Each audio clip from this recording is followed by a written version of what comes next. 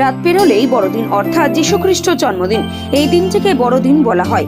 আর শহর কলকাতায় ক্রিসমাস মানি Park Street, Kolkata corporation park স্ট্রিটকে লাইটের চাদরে মুড়ে ফেলা হয়েছে। এই মুহূর্তে সেই লাইটিং দেখার জন্য নেমে পড়েছে মানুষের ঢল এবং তারা মোবাইলে সেলফিও তুলছে সেই লাইটিং এ।